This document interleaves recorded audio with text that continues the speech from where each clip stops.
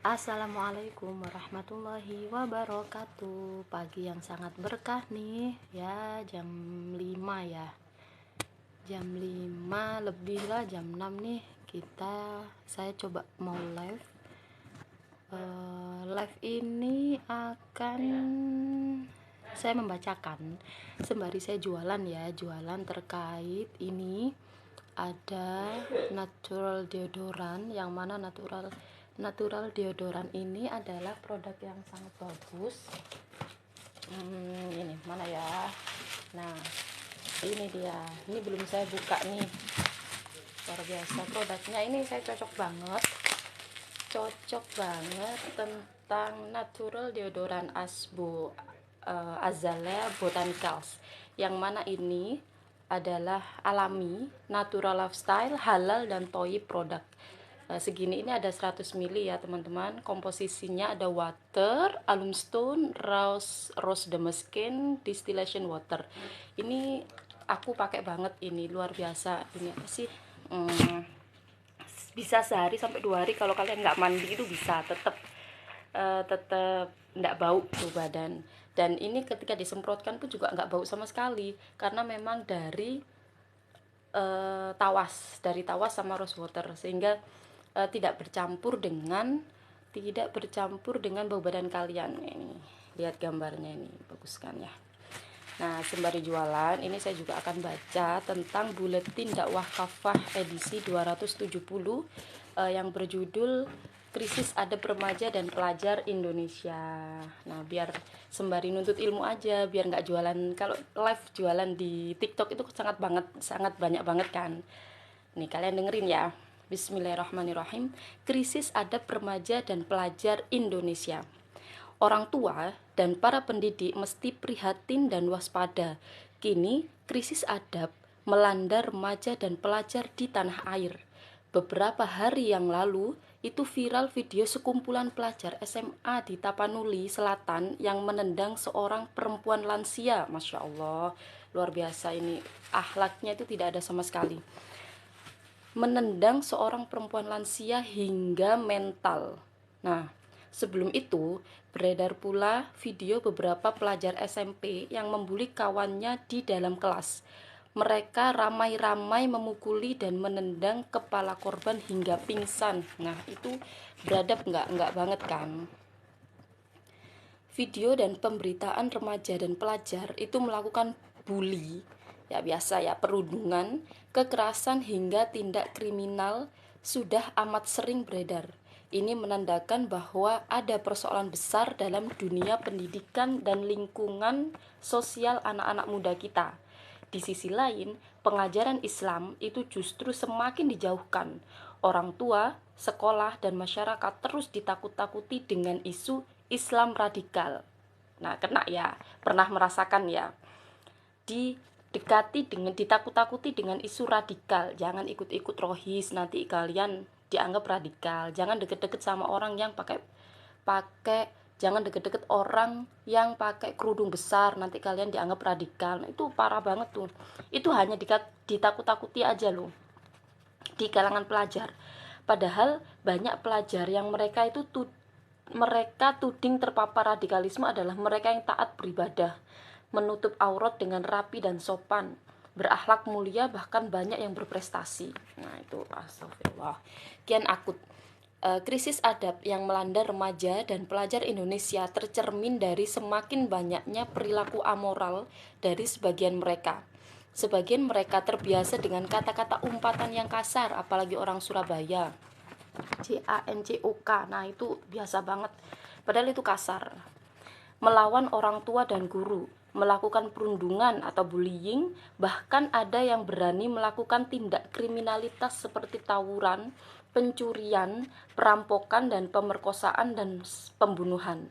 Data hasil riset Program for International Students Assessment atau PISA tahun 2018 itu menunjukkan murid yang mengaku pernah mengalami perundungan atau bullying di Indonesia itu sebanyak 41,1%. Angka ini menempatkan Indonesia di posisi kelima tertinggi dari 78 negara sebagai negara yang murid sekolahnya paling banyak mengalami perundungan atau bullying. Di tingkat nasional pada tahun 2018, KPAI melaporkan bahwa 84% pelajar mengalami kekerasan lingkungan sekolah. Ada yang pernah mengalami? Nah, dari 445 kasus yang ditangani sepanjang 2018, itu sekitar 51,2% diantaranya merupakan kasus kekerasan fisik, seksual, maupun verbal. Pelakunya selain guru juga sesama pelajar. Badan Narkotika Nasional (BNN) juga melaporkan hasil survei bahwa ada 2,3 juta pelajar yang mengkonsumsi narkoba. Coba, ini masih pelajar sudah berani melakukan tindak kriminalitas, yaitu mengkonsumsi narkoba. Pasti kalau sudah mengkonsumsi narkoba, di kepalanya, di otaknya itu sudah ada yang namanya candu. Nah, kalau seperti itu kan tidak bisa berpikir cemerlang. Apa hasil remaja ke depan, kalau pemimpin generasi terdepan ini ya banyak yang konsumsi narkoba, naudzubillah ya. Tidak sedikit pula pelajar putri yang menjalankan profesi sebagai PSK. Bahkan ada pelajar yang malah menjadi mucikari dengan menawarkan teman-temannya kepada para lelaki hidung belang. Krisis adab ini bukan hanya terjadi di lingkungan sekolah umum, tetapi hingga ke dunia pesantren. Seperti pernah diberitakan ada seorang santri tewas karena dianiaya kakak kelasnya. Di tempat lain, ada beberapa santri tega membakar adik kelasnya karena motif balas dendam. Nah, produk sistem pendidikan sekuler. Krisis adab di tengah remaja dan pelajar adalah buah sistem dari pendidikan sekuler. Telah lama dunia pendidikan hanya mementingkan prestasi akademik dan berorientasi pada lapangan kerja, bukan demi membentuk kepribadian Islam. Nah, bayangin aja teman-teman. Jadi, ribuan bahkan jutaan pelajar yang ada di Indonesia, juga dunia, itu bukan untuk membangkitkan diri, membuat orang itu berkepribadian Islam, melainkan ya untuk mengayomi gitu ya, melayani oleh para cukong atau para oligarki, para pengusaha. Kita dituntut sekolah itu untuk apa? Untuk kerja kan ya. Aku nih, nah itu untuk kerja. Bayangin aja kalau dari kecil orientasi sekolah itu untuk kerja. Kalau seperti itu kan berarti ya tidak ada sama sekali tentang ilmu itu menuntut kewajiban. Menuntut ilmu adalah sebuah kewajiban bagi seorang muslim, itu tidak ada sama sekali. Bahkan merasa tidak butuh dengan ilmu. Naudzubillah min dzalik. Ilmu itu penting ya teman-teman. Ilmu itu penting. Jadi sekali lagi ilmu itu penting teman-teman, harus kita gali. Biar otak kita itu juga semakin cerdas gitu ya. Nah, ilmu itu penting. Jadi yang perlu nutrisi itu bukan hanya perut aja, melainkan yang perlu nutrisi adalah otak kita gitu. Para pelajar dari bangku sekolah hingga perguruan tinggi dididik untuk menjadi pengisi lapangan kerja, minim penanaman adab-adab luhur. Pelajaran agama di sekolah dan di kampus amat minim. Itu pun hanya diajarkan dalam bentuk hafalan untuk mengejar target kurikulum dan ujian kenaikan kelas. Sinyal agama makin dijauhkan dari pendidikan nasional juga tercermin dalam peta jalan pendidikan 2020 sampai 2025. 2020 sampai 2035 yang kini tengah digodok digodok oleh Kementerian Pendidikan dan Kebudayaan atau Kemendikbud. Di satu frasa agama dihilangkan. Draft itu mengundang kecaman dari berbagai pihak ormas Islam seperti Muhammadiyah. Namun Kemendikbud itu berdalih bahwa isi draft itu masih dalam rancangan dan akan diperbarui. Sikap menjauhkan agama juga tampak dari sejumlah kebijakan lain. Tahun lalu, pemerintah menerbitkan Surat Keputusan Bersama atau SKB. 3 menteri, Menteri Pendidikan dan Kebudayaan Nadiem Makarim, Menteri Dalam Negeri Tito Karnavian, dan Menteri Agama Yakut Khalil Qoumas. SKB tersebut mengatur pakaian jilbab. Intinya, sekolah dilarang mewajibkan siswi mengenakan jilbab. Memang, MA kemudian membatalkan SKB ini. Namun, pengawasan terhadap sekolah dan guru yang mengingatkan siswi muslimah tentang jilbab itu terus ditingkatkan. Terakhir, Gubernur Jawa Tengah Ganjar Pranowo mengancam dan memecat guru di Sragen yang dilaporkan menegur dan menasehati siswinya soal kewajiban berjilbab.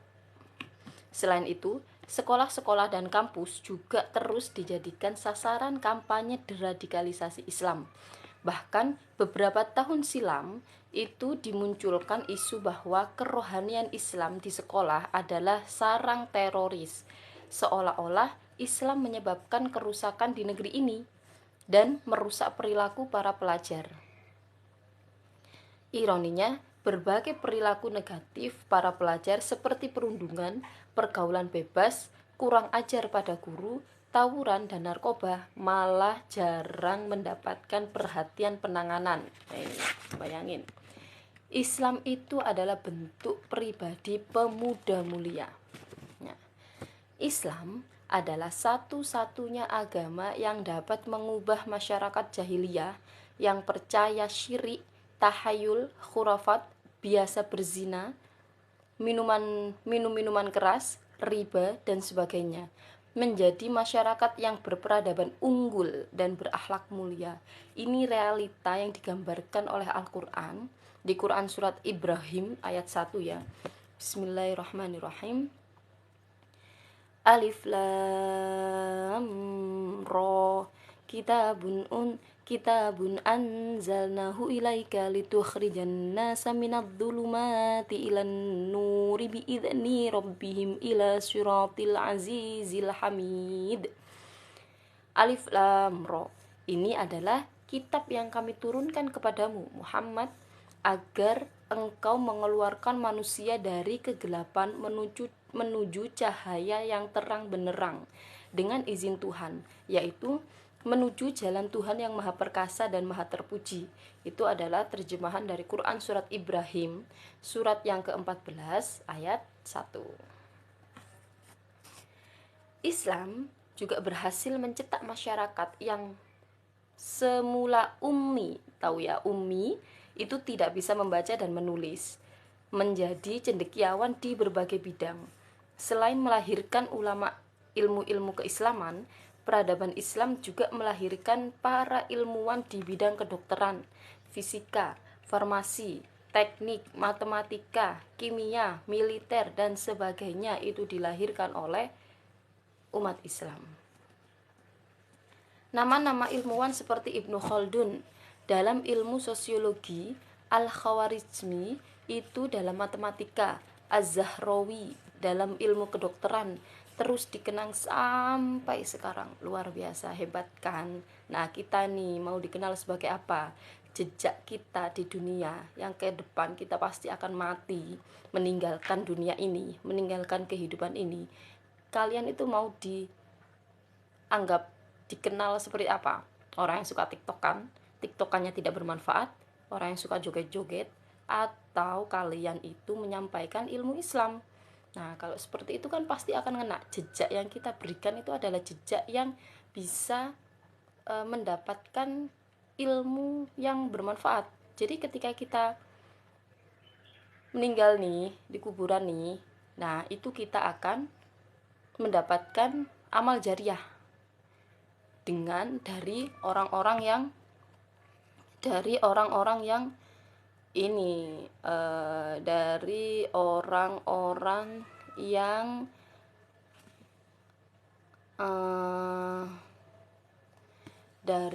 orang-orang yang mendapatkan dakwahan kita. Nah, kunci keberhasilan sistem pendidikan Islam itu terletak pada 3 hal. Pertama, menjadikan akidah Islam atau keimanan sebagai dasar pendidikan. Dalam sistem pendidikan Islam, kepada para pelajar ditanamkan keimanan kepada Allah Subhanahu wa taala dan ketaatan pada ajaran Islam, Dengan begitu, setiap ilmu yang dipelajari itu menjadikan mereka semakin beriman dan semakin bertakwa. Kedua, mempunyai tujuan yang jelas, yaitu mencetak kepribadian Islam, syakhsiyah Islamiyah, bukan untuk mencetak para pekerja di dunia industri atau menjadi para pengusaha, bukan ya. Kelak mereka itu diarahkan menjadi pribadi yang memiliki kecerdasan yang beragam untuk berkontribusi bagi umat. Jelas tujuan dari pendidikan Islam itu membentuk pribadi yang pemuda yang mulia.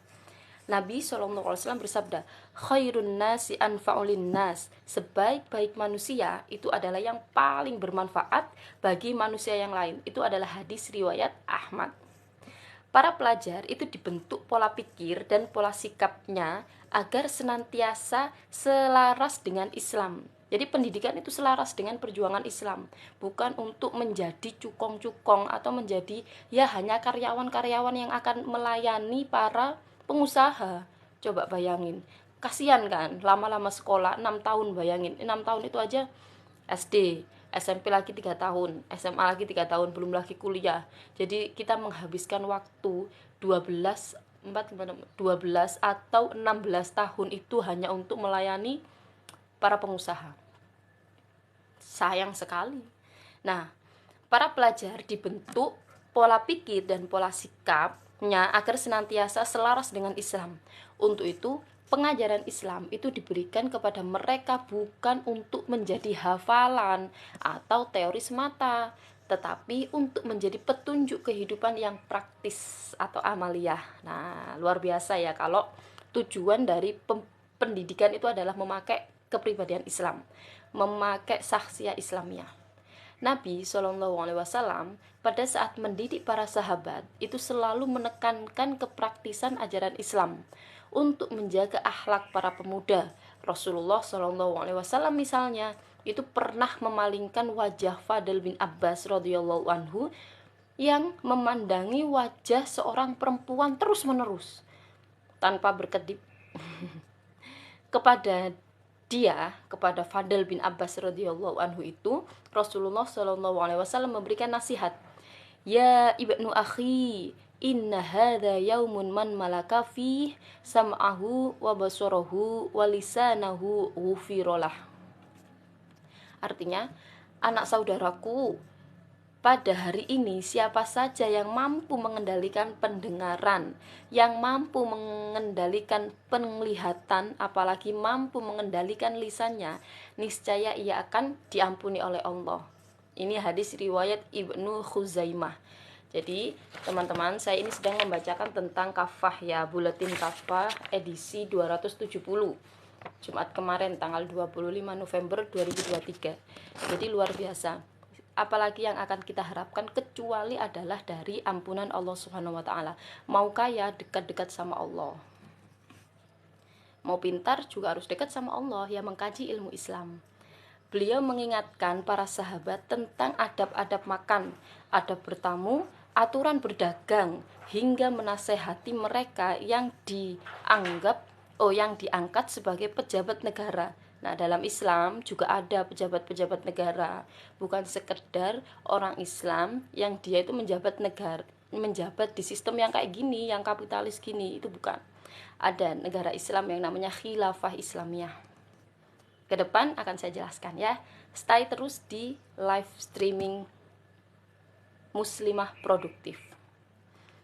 Nah, agar apa? Pejabat negara dalam Islam itu agar jangan menyusahkan dan mengintimidasi rakyat. Jadi rakyat itu beneran dilayani gitu. Keberhasilan pembentukan pribadi yang mulia adalah karena Islam meletakkan pendidikan adab atau akhlak bagi para pelajar sebelum mempelajari ilmu-ilmu yang lain. Imam Malik rahimahullah pernah berkata, sewaktu aku kecil, ibuku pernah memakaikan imamah di kepalaku sambil berkata, pergilah engkau ke Rabi'ah, pelajarilah olehmu adab atau akhlaknya. sebelum mempelajari ilmunya. Nah, ini luar biasa karena diutamakannya adab sebelum ilmu. Ibnu Al-Mubarak rahimahullah juga pernah berkata, kami mempelajari adab selama 30 tahun dan mempelajari ilmu selama 20 tahun. Ini dari kitab Ghoyah An-Nihaya fi Tabaqat Al-Qura. Para ulama percaya jika para pelajar memiliki adab yang mulia, maka Allah Subhanahu wa taala akan memudahkan mereka dalam memahami ilmu. Ketiga, saat ada pelanggaran atau tindak kriminal, negara akan menerapkan hukum yang tegas kepada pelakunya. Negara akan menerapkan sanksi bagi para pelanggar hak-hak masyarakat, remaja dan pelajar yang melakukan tindak kriminal. Jika mereka telah terbukti balik, diberi sanksi sebagaimana orang dewasa. Jika mereka berzina, berlaku sanksi cambuk 100 kali. Jika mereka mencuri, ya berlaku sanksi potong tangan. Demikian seterusnya. Sebaliknya, jika mereka terbukti belum balik, maka wali atau orang tua mereka diperintahkan oleh pengadilan untuk mendidik dan menasihati mereka. Hal ini karena Nabi SAW menyebutkan hisab Allah tidak berlaku pada anak yang belum balik, gitu ya. Khotimah. Wahai kaum muslim, saatnya kita menyelamatkan para remaja dan pelajar dari krisis adab dan akhlak. Adab atau akhlak. Mereka adalah harapan masa depan umat ini. Pemuda hari ini adalah pemimpin masa depan. Jangan biarkan anak-anak muda umat ini terperosok ke dalam kubangan lumpur sekularisme yang telah nyata merusak akhlak mereka. Islam adalah solusi yang akan memperbaiki akhlak para remaja dan pelajar. Karena itu, mari kita menjadikan Islam sebagai solusi total kehidupan. Hanya Islam yang telah terbukti dalam sejarah mampu melahirkan generasi yang cerdas dan berakhlak mulia. Wallahu a'lam bishawab. Masya Allah. Alhamdulillah telah saya bacakan kafah buletin kafah ini edisi 270. Hikmah terakhir ya, di hikmah ya. Hikmah Imam Az-Zuhabi rahimahullah berkata, yajtami'u fi majlis Ahmad ibnu Hanbal rahimahullah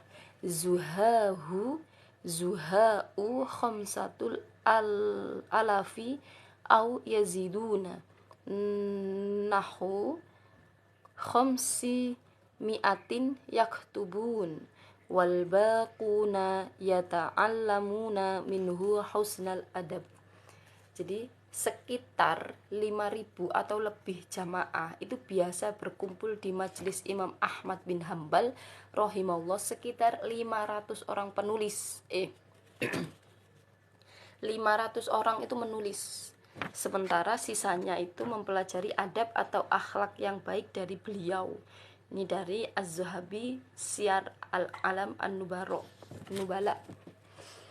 Masya Allah, Alhamdulillah. Ini ada yang mengirim ST 4 kali, 1 kali ya. Terima kasih. Nah, itu aja ya live-nya. Semoga kalian terus menggali ilmu, terus mencari ilmu. Terus jangan lupa ini saya menjual dari natural deodoran yang luar biasa, Asbu Natdeo, natural lifestyle, halal dan thayyib produk. Nah, ini sebentar saya sematkan nih. Ini produknya adalah produk alami, produk asli dan pastinya produk halal dan thayyib. Sangat bagus untuk tubuh, tidak mengganggu aktivitas kalian semua. Jadi ini itu enaknya itu tidak ada wangi-wanginya, tidak ada parfumnya, sehingga kalau tidak wangi, ketika bercampur dengan bau badan kita itu dia itu ya tidak ada apa-apa, tahan sampai 2-3 hari, asal kalian nggak mandi ya. Kalau kalian mandi ya pastinya sudah terlepas ininya. Nah, ada juga rose damaskin. ini rose damascene ini adalah rose water yang bisa untuk face mist. Nah, ini baru saya buka ini teman-teman. Asbo rose water dari Azalea Botanicals. Jadi natural lifestyle, halal dan toyib products. Ini 100% rose damascene distillation. Luar biasa ini. Manfaatnya ya, saya bacakan: melembabkan, menghaluskan dan mengurangi pori-pori kulit wajah, anti aging, menyeimbangkan minyak di kulit wajah, menjaga keseimbangan pH alami wajah, anti inflamasi, membantu mengurangi kemerahan dari kulit yang teriritasi oleh sinar matahari. Seger banget kalau kita pakai ini ya. Itu dulu. Apalagi ya, ini juga ada face mist dari Saffron, produk dari VS Beauty.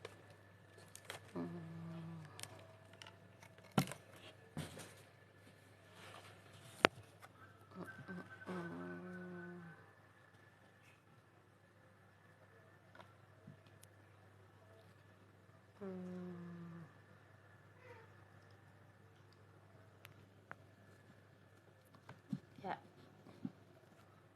ini saya juga pakai itu.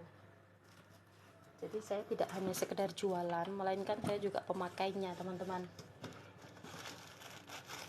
Nah, ini ada celak dari Yaman asli. Saya pesan dari teman saya yang dia itu mahasiswa di Yaman.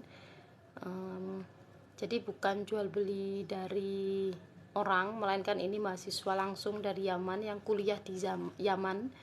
Saya minta dibelikan ini dan saya sebarkan di Indonesia.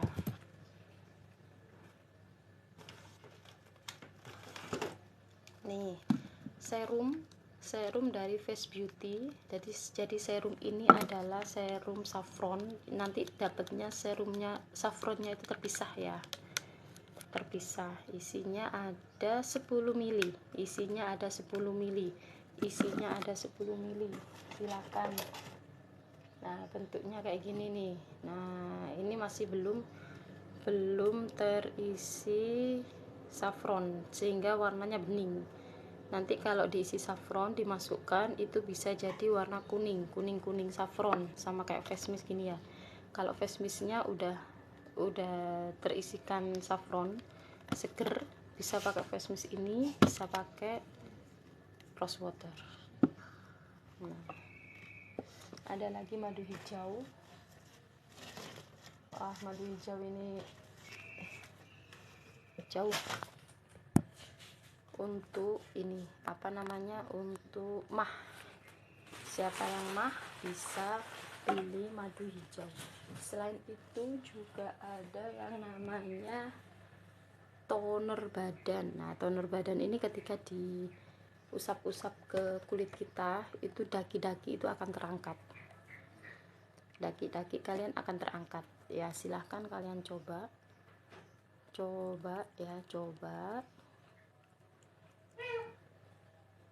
toner badan, serum. Toner badan ada di mana? Toner badan saya sematkan ya. Nih, harganya cukup 35.000 aja, tapi kalian bisa mendapatkan kulit yang lembut, glowing, enak banget. Tuh udah.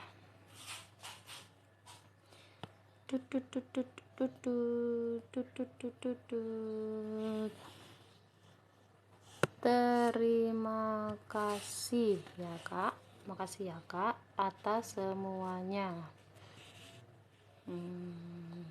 Saya akhiri dulu ya live streaming kali ini ya. Banyak baca, banyak cari ilmu agar otak kita itu terisi dengan nutrisi otak. Kalau terisi dengan nutrisi otak, maka kalian semua akan menjadi pintar dan menjadi pemuda yang gemilang, melanjutkan generasi ini, karena kita ke depan akan menjadi pemimpin masa depan. Oke, terima kasih semuanya. Bye bye. Assalamualaikum warahmatullahi wabarakatuh.